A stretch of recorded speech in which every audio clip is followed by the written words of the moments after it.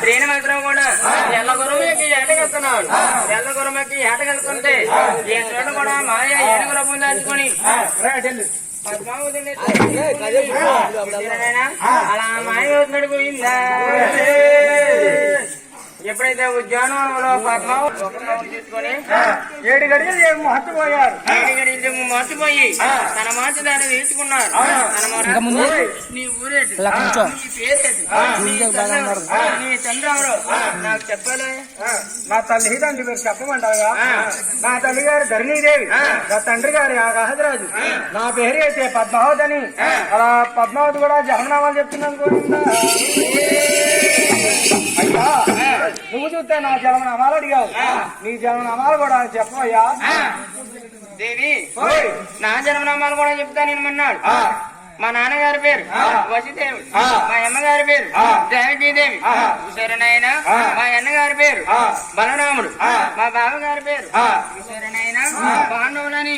అలా ఎప్పుడైతే చెప్పారో నా పేరు కూడా శ్రీకృష్ణుడని కృష్ణావతారం లీలలు అనుకొని అలా పోయినాలు చెప్తున్నారు. పోయిందా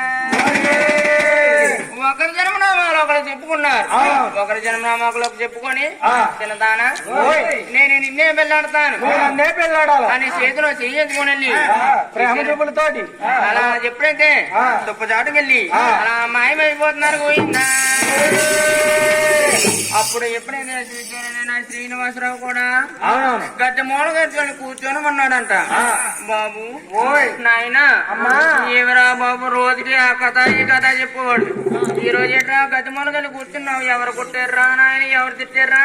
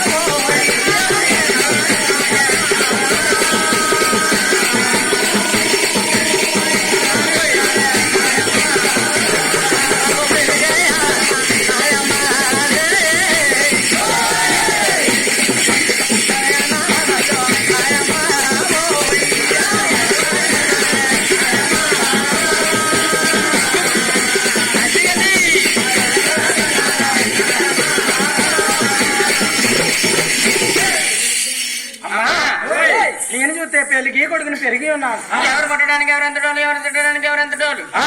అమ్మా నన్ను ఎవరు కొట్టలేదమ్మా, ఎవరు తిట్టలేదమ్మా.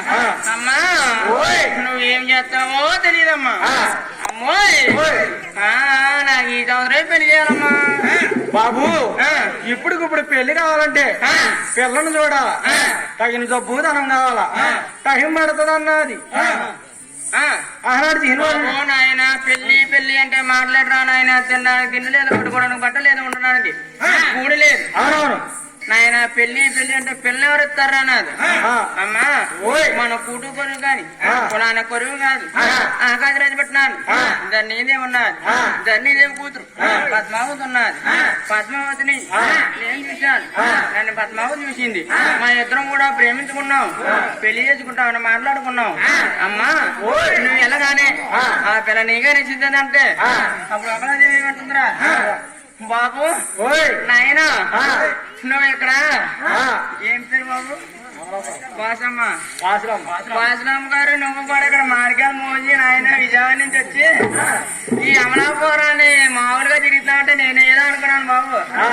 నువ్వు ఇంకా పెళ్లి కాలేదంటే ఈ అమలాపురం ఉంటనే తిరుగుతాను అనుకున్నావు. అమ్మాయిని ప్రేమించావా నాయన? పిల్ల నాకే నచ్చుతుందా బాబు?